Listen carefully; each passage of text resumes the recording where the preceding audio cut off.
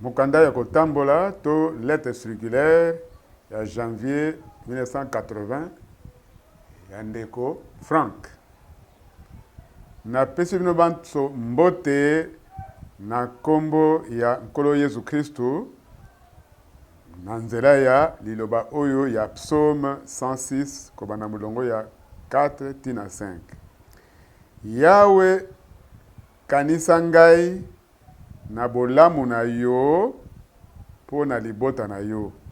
Kanisa ngai pe opesa ngai lisungi na yo po ete namona bolamu ya baponami na yo pe nasepela na esengo ya libota na yo pe namikumisa elongo na kitani na yo to héritage na yo. Liloba nini kitoko ya malamu se ezali na kati na motema na ngai nde na yamboli yango pe ezali pe na litomba po na biso banso. Esengeli totanga yango mbala ebele po ete tososola mozindo na yango. Ya liboso tozali komona bolingo na Nzambe po na libota na ye. Musala ya lobiko ezali likambo ya bolingo na Nzambe pe elingami na mokili mobimba. Oyo ayebi bolingo na Nzambe oyo a revele kati na Kristo pe andimi ngolu oyo apesi biso ekokoma kondima kati na nkolo Yesu Kristo molingami kati na nkolo. Bolingo na Nzambe ezali nde bongo libula ya baponami. Bolingo nde ezali ko kangola ko réconcilier pe kopesa bolimbisi. Nzambe azali bolingo na nzela ya molimo na ye atie bolingo na ye kati na mitema na biso pe na bongo alakisi lolenge na ye to nature na ye katikati na biso.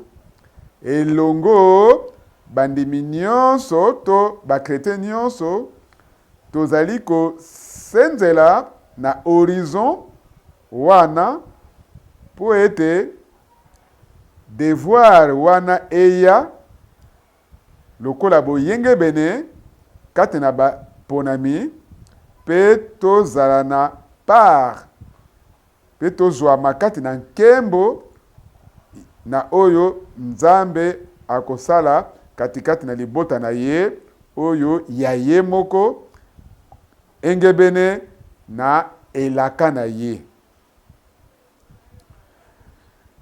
Ya liboso eleko oyo ya spirituel, eleko ya molimo ezali mukonza liboso na kati na mukanda kotambola oyo nde bolingo na Nzambe kati na oyo ye a engendre na nzela na molimo na ye pe babotami sika plutôt pona elikia ya bomoi.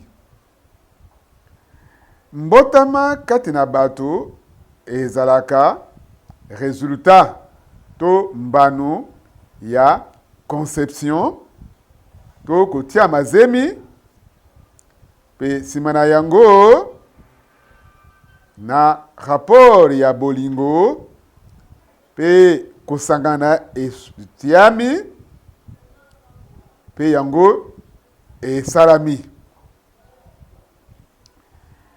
Ezali lolenge moko moko na makambo ya molimo. Nzambe apusani pembeni na biso na rapport ya bolingo.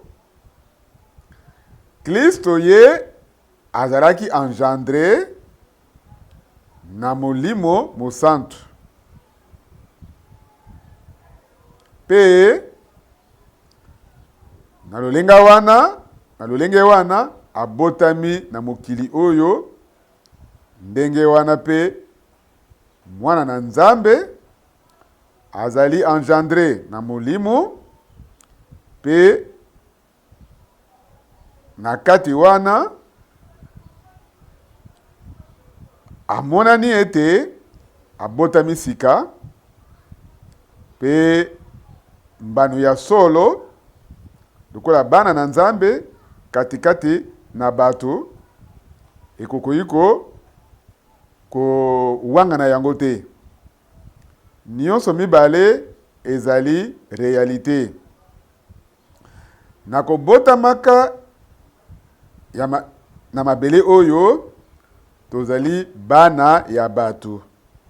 Kasi na kobotama ya molimo tokomi nde bana na Nzambe.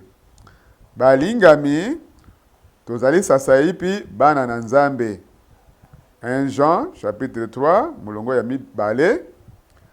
Po ete bozalaki régénéré to botiamaki mumboto, bobotami na nzela mumboto, ezali na mumboto oyo epolaka te, kasi mumboto oyo ezali mumboto oyo epolaka te, oyo epolaka, kasi mumboto oyo epolaka te. Na nzela ya liloba oyo ya bomoi, pe oyo ewumelaka seko na seko ya Nzambe. 1 Pierre chapitre ya liboso mulongo ya tuku mibale na misato. Libiko eutaka epai ya Nkolo, po ete yende asalaka katikati na biso ete tolinga, to vouloir, pe to sala, ndenge balobi na lopoto, le vouloir et le faire. Boni Israël akokaki osala pona lobiko pe pona délivrance na ye. Ezali nde kokangolama esalami na nzela ya elaka oyo Nzambe asalaki na Abraham. Nini yango Moïse azwaki na nzela ya kobendana elongo na Pharaon. Nzambe ye moko adisposaki makambo lolenge wana, pe akonfirme mitindo ya Nzambe ete mpate esengalaki ebomama, pe makila etiama na mabaya ya baporte, po ete kobima esalema, bato balia misuni oyo batumbaki na moto, pe na tango wana bakoka kobima, babongi be, babikisami, pe bakangolami. Nde likolo na ba oyo bazwamaki kati na makila, nde bolimbisi po jugement Nzambe ekweyaki. Nde likolo na bango anzelu oyo ya koboma akokisi, pe ayesu bokasi ya mobeko na tango oyo makila ya mpate esopanaki. Boyo bazwaki ngolu kuta na Nzambe, pe bazalaki baponami, babimaki lokola libota ya boyokani, nde na bango na tango wana bakomaki eklesia ya boyokani ya kala, oyo babimi kouta na esika songolo, ndenge balobi na lopoto, appelé ordre. liloba oyo babengi ecclesia to lisanga etangami mbala liboso na mukanda ya Exode na chapitre 12 mulongo ya misato po ete mwela to bomoi msuni ezali katikati na makila na pesi bino yango na etumbelo po ete esala expiation to kusukulama kupetolama ya miela na bino po ete na nzela ya to mwela to bomoi nde na nzela wana makila esalaka kopetolama. Makila nde epetolaka. Engebene na mukanda ya Lévitique chapitre 17 verset 11. Tango Yesu Kristo nkolo na biso mpata na Nzambe akufaki na Golgota, nde tango wana lobiko mobimba kokangamalama ya mobimba esalamaki pe mundimi akokaki kobima katikati na bowumbu. Bo nyonso balakamaki uta mokili ete esalema ete bazala bana bali pe bana basi ya Nzambe bazwami katikati na redemption to lisiku oyo asilisi na ndenge ebongi be. Boni makila ya Yesu Kristo oyo na nzela ya molimu oyo ya seko na seko pe amikabi ye moko lokola mpate oyo ezanga litono ata moko te mpate ya Nzambe. Boni yango ekopetola biso te na conscience na biso na misala ya kufa po ete tokoka koservir Nzambe to kosalela Nzambe ya bomoi. Tososoli ete mwango ya lobiko ya Nzambe ezali nde bongo. Nkolo na biso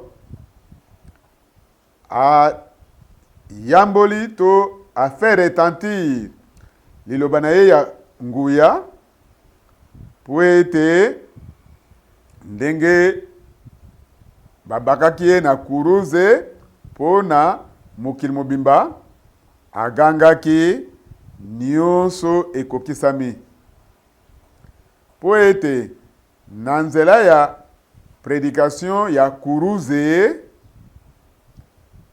na folie ya prédication po na boyo bazali kobunga kasi po na biso tobikisami ezali nguya ya Nzambe. 1 Corinthiens mukapa liboso verset 18. Na tango oyo molilitu ezali koumela ezali kodondwa pole ya Nzambe ezali konganga na ba oyo nyonso bandimi.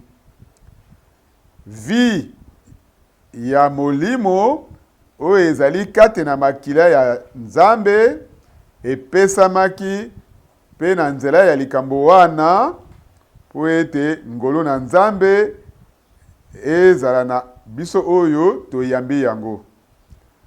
Ayebisi bango oyo ezali makila na ngai, makila ya boyokani oyo esopani pona batu mingi. Marc chapitre 14 verset 24. Ezali penza lisiko oyo ezangi condition oyo nzambe asalaki akokisaki na ndenge wana. Elingi koloba ete nzambe alobi te esengeli osala nanu oyo to oyo, kasi ezali musala to acte divin oyo nzambe ye moko asali. Liloba oyo kani akobelela nkombo na nkolo Yesu Kristo akobikisama ekokisami bongo lolenge Kristo yemei babakaki ye na kuluze. Moko na brigand to muto na yauli oyo abakamaki na kuluze abelelaki nkombo na nkolo na biso pe azwaki eyano kaka esika wana, ayebisi yo solo lelo oyo okozala elongo na ngai na paradiso. Na tango oyo makila ya mpate ya nzambe esopanaki, masumu na biso nyonso elimbisami pe mbeba na biso balongolaki yango. Kati na yango tozwaki lisiko bolimbisi ya masumu. Colossiens chapitre ya liboso verset 14. Pe tokobakisa mukapu oyo ya Romains chapitre 8 verset 30. Ba oyo nyonso bazalaki prédestiné to balakamaki bandakala abengaki bango engebene na mwango na ye. Nzambe akotikala zame kosala eloko moko na mwa ndambu. Asalaka biloko ya ndambu te. Kasi nyonso oyo asalaka oyo ebongi be. Na miso na ye, eklezia nyonso ekomi na kosukisama, kobongisama be. Lokola tosembolisami na nzela ya kondima, tozali na kimia elongo na nzambe na nzela ya nkolo na biso Yesu Kristo. Romains chapitre 5 molonga liboso. Mukonza mibale, malédiction pe mapamboli. Moïse atiaki liboso na libota na Israël lipamboli to mapamboli pe kolakama mabe to malédiction. Kolakama mabe ezali kolanda ba oyo bazali kotosa te, kasi mapamboli to lipamboli ezali kolanda ba oyo bazali kati na obéissance to oyo bazali kotosa. Ezali nde kopona katikati na bomoi to liwa, yango nde etiamaki liboso na batata na biso to bapara na biso ya liboso. Po ete yambo ete lipamboli na nzambe katikati na Kristo eya likolo na biso, malédiction esengeleki naino ekokwa kolongwa likolo na biso.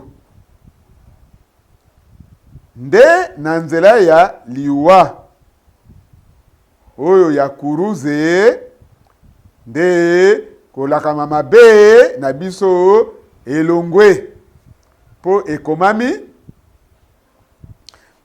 oyo kani abakami na kuruze akomi eloko ya malédiction to kolaka mabe epai na nzambe. Deutéronome 21 verset 23.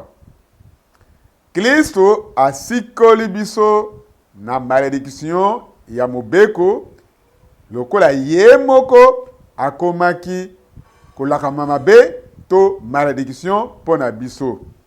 Po ete ekomami alaka mabe oyo kani abakami na nzete.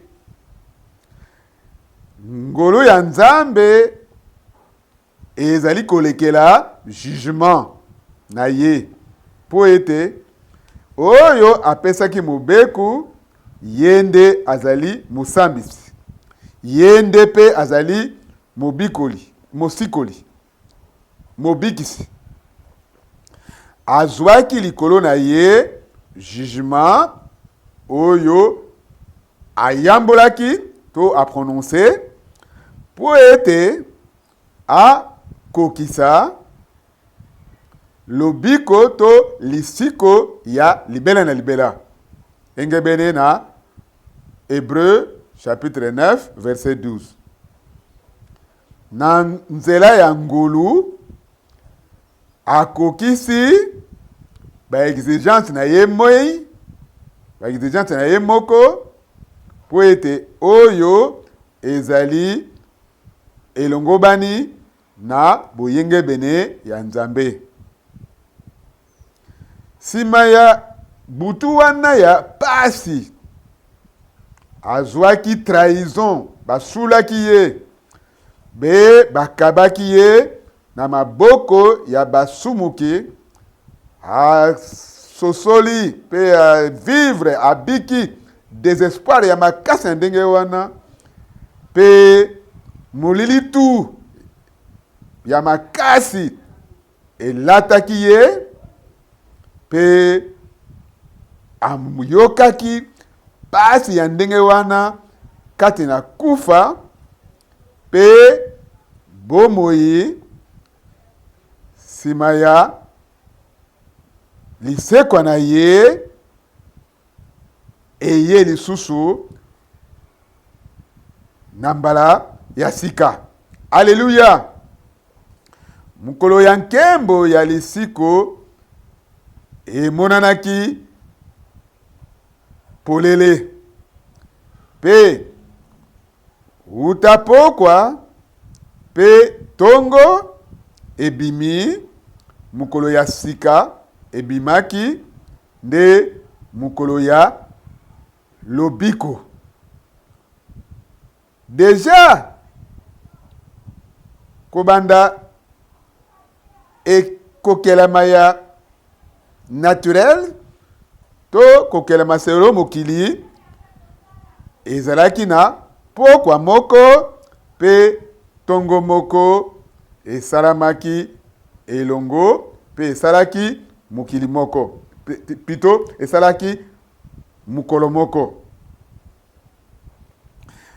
Mukonzo ya misato mapamboli pe mumekano. Yambwete mapamboli ya minene eya to sengeli to bika komekama ya makasi. Elobabi na tina ya nkolo na biso tango kaka molimo etindiki Yesu na kati na esobe, abikaki mikolo tukuminei, pe Satana atantaki ye to amekaki ye. Azalaki kuna na banyama ya zamba, pe banzelo bazaliko sunga ye. Mark mukapali boso mulongo ya 12 pe 13. Batu minene ya Nzambe bapasaki pe to balekaki na bapasi oyo tokoki kokanisa te. Yambo ete bakokako Nzambe bakokotombola bango pe bakoma na oyo Nzambe abongisaki mpona bango. Elobami na biso na tina ya Job ete Nzambe apambolaki ye makasi. Nyonso oyo ezalaki ya ye abatelaki yango. Azalaki mutu oyo azalaki vraiment kobanga Nzambe pe kotambola bomoi oyo ya muyenge bene. Pe azalaki mutu oyo aboyaki eloko babengaka mabe. Kasi mukolo moko Nzambe apesaki nzela epai ya Satana abeta ye. Pe na mbala moko nyonso ezalaki na ye na mabele esilaki, Satana abomi yango. Libota na ye pe oyo bozwi na ye nyonso Satana asilisi yango. Mutu oyo azalaki kotalela Nzambe, Nzambe akonsideraki ye, pe liboso na ye bilenge pe bampaka bazali kotelema na bisika ya bato mingi batelemi, akomaki avandi na putulu, pe motema na ye esukaki, bato nyonso babwakisaki ye. Nyonso bazali kotala lisusu ye te, atako bakamarade na ye to bami na ye. Nzokande bango pe bazali penza lokola bakamarade na ye te, bami na ye te, pe babakisaki pasi na pasi oyo ye azalaki nango. Pe agangaki, kasi na yebi ete mosikolo na ngai azali bomoi. Pe na tango nyonso basali pe bana na Nzambe bapesaka litatoli wana.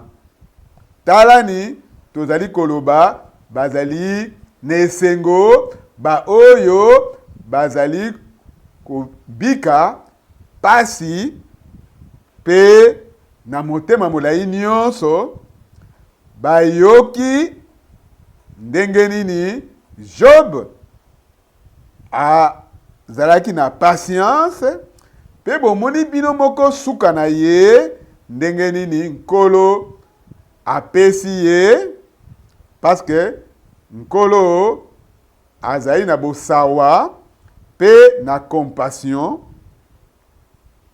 Engebene komami na mukanda ya Jacques chapitre 5 molonga azomene mibale. Ezali kaka ebandeli mutu eza na tina te, kasi nde suka nde Nzambe apesaka lokumu. Bokambami pe botosi to direction to soumission.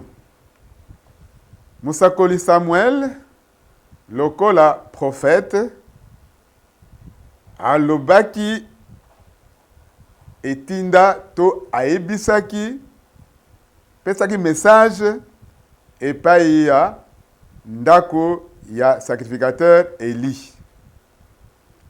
Pe apambelaki bango lokola bana na ye sacrificateur Eli bazali kosala mabe, pe atalisi bango jugement ya Nzambe. Pe sima batango ngonga na ye pe ekokaki, pe makambo moko wana eyelaki ye, pe pasi mingi ekweyelaki ye likolo ya bana na ye. Bana mibali ya Samuel batambolaki na matambe ya tata na bango te. Bazali komipesa na lokoso ya mbongo, pe kozwaka kaniaka, pe kobwakisaka boyenge beni. 1 Samuel chapitre 8 verset 3. Na mozindo na makambo oyo ezali nde likambo oyo bapesi na ba ancien to bampaka ya Israël, bapesi bango libaku ya koyoka mpamela oyo akomaki roi to mokonzi. Bampaka nyonso ya Israel basanganaki pe bayaki epai ya Samuel na mboka Rama.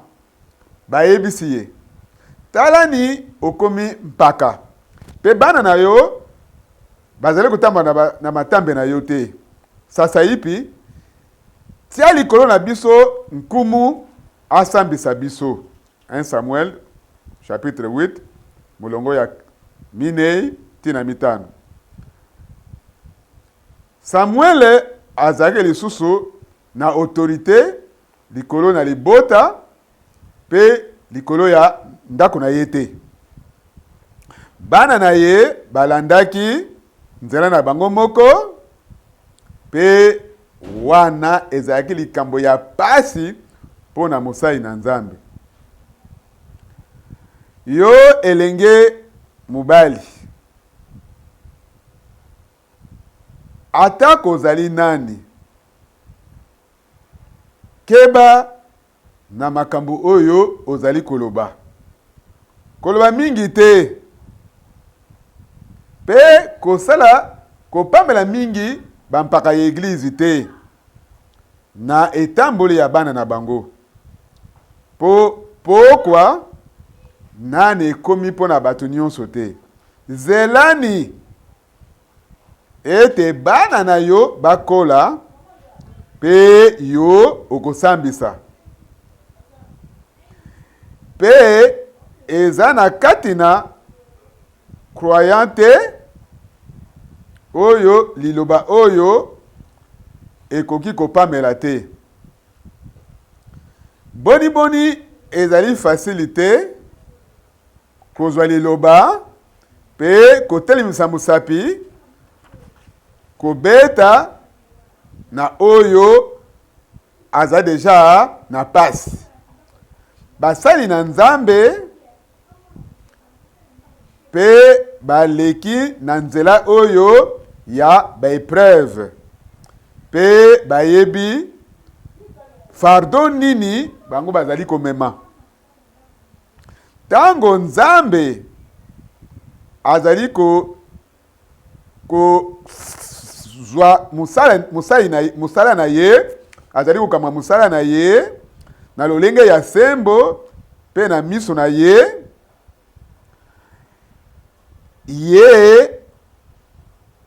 yango ezali ko bimisa tango nyonso bomoi ya molimo oyo ezali ko sala penza na ndenge malamu. Yango wana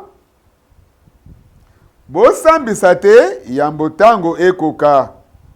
Bozala tikino nkolo aya akotia na polele oyo ebombana na kati na molili tu pe akomonisa bamiango ya mitema.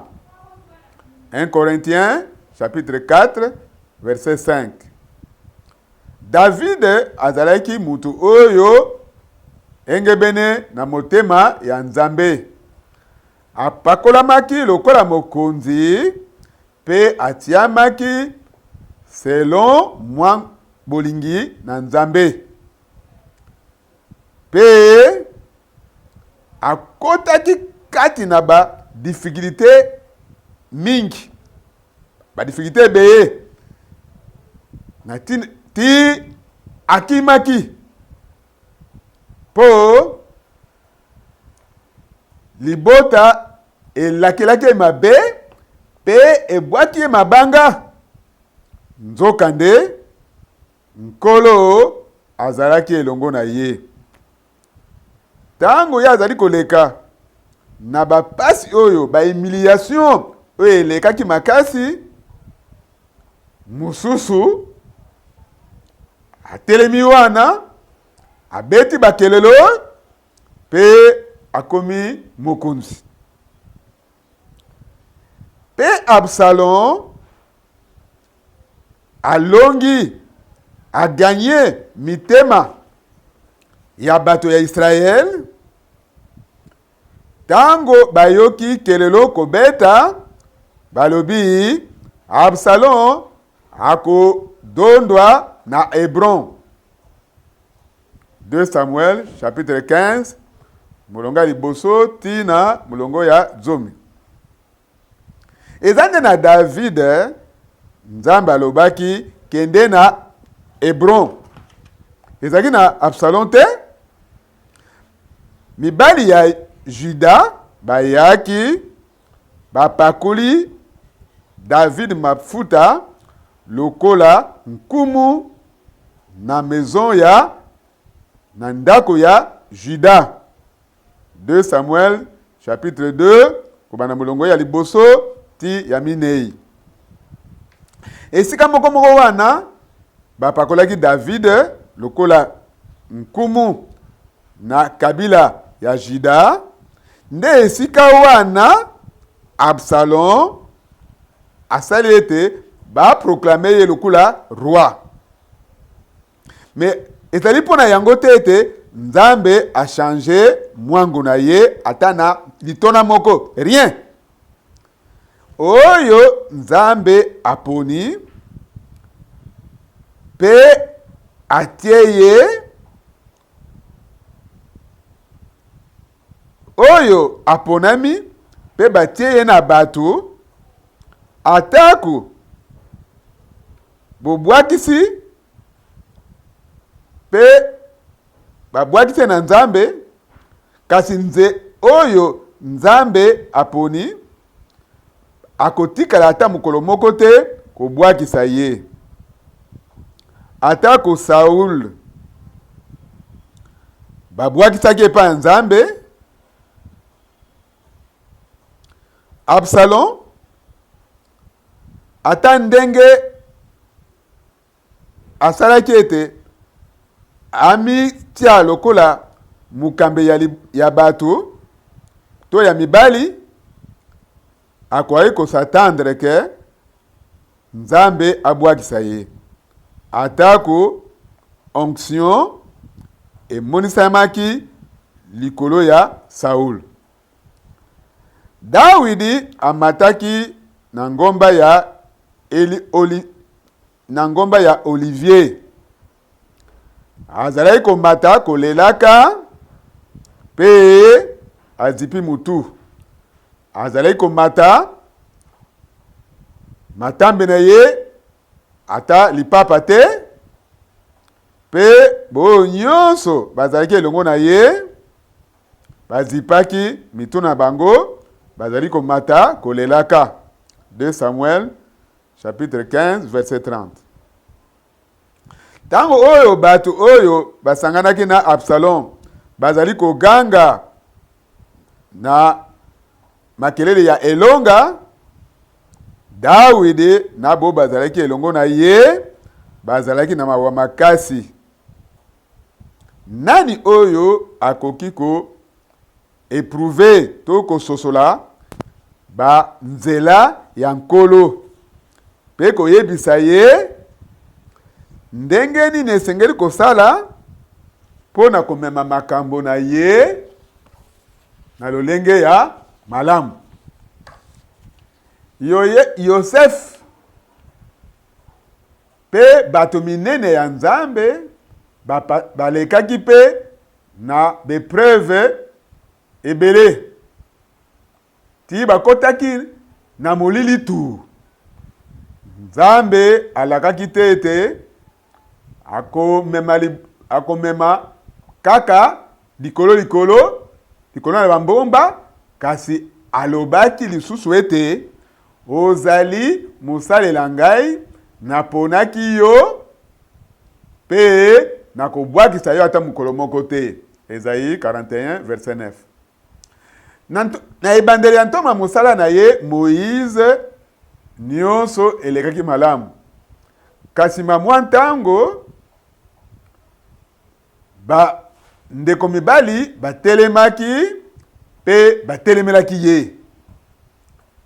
Problème moko eyelaki ye ya ye moko ebakisamaki, kasi liloba na Nzambe oyo ewumelaka libela na libela.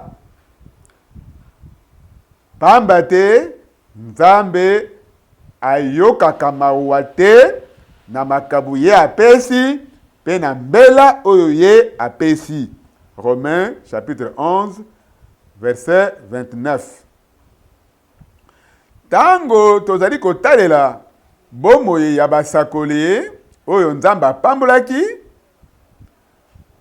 tokoki komona ete bango batikalaki kaka bato. Kaka Nzambe ye moko mutazali musambisi ya sembo. Yo ozali nani po osambisa musali ya mutu mususu? Soki atelemi to akwei etali nkumu na ye. Kasi akotelema po nkolo azali na nguya yako sunga ye. Romains 14 verset 4. Pona Paul, nyonso ezalaki petete na tango na ye. Tokoki kokanisa ete bato nyonso bazali ko respecte ye, bazali koyoka ye na oyo nyonso azali koloba. Nzokande ezalaki nango bongo te. Ezali ya solo ete na eleko na ye azalaki na musala ya kokesana, pe na mikolo na ye azalaki ye moko, pe bandeko ya mibali basundolaki ye. Awa tokuna masanga ezalaki kokabwana, bandeko mibali bazalaki kobima, pe na molimo moko te komemaka malakisi oyo ya mabe ezalaki kopanza bulu yeke kati na libota na Nzambe. Kaka bobele esika molimo na Nzambe ezali kosala musala katikati na bantome na musala na ye, nde Nzambe azali kotonga eklesia na ye.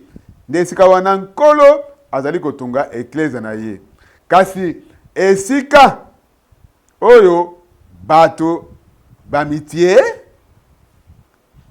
parce que bazali ko confondre likabo ya koloba ya ndenge ya mokili boye na likabo kouta na Nzambe, wana nde bato bazali koluka lokumu pe komikumisa na esika bakumisa nkolo, bazali ko détruire to koboma ecclesia. Ntoma Paul pouvait akoye koloba po ete nakokoka kotanga ata moko na makambo oyo Christ asalite na nzela na ngai. Romains chapitre 15 verset 18. Alobi te nkolo nasali oyo te na kombo na yo. Nyonso oyo elekaki azali ko tika yango na maboko ya Nzambe ye moko. Ba oyo nyonso basalelaka na bango moko na nkombo na nkolo, kokanisa ete bango moko pe balingi ete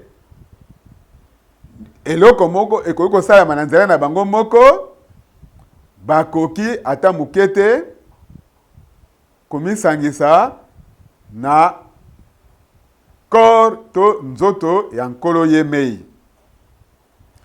Tango tozali kotanga ete ntoma Paul azalaki kozwa tango mosusu ndingisa ya komisembolisa, elingi koloba ete na bangonga mosusu katikati na bandeko mibali na eklesia ndenge ezali kosalema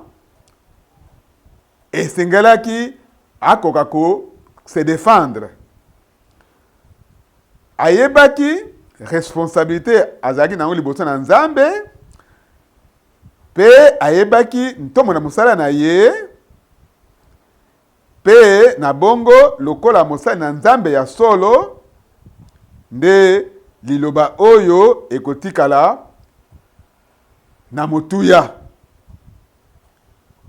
Na mipesi lokumu ya kosangela sango malamu esika oyo Kriste ata mbala moko batikala kotanga kombo na ye te po ete natonga likolo ya muboko ya bato mosusu te. Amen. Romains chapitre 15 verset 20.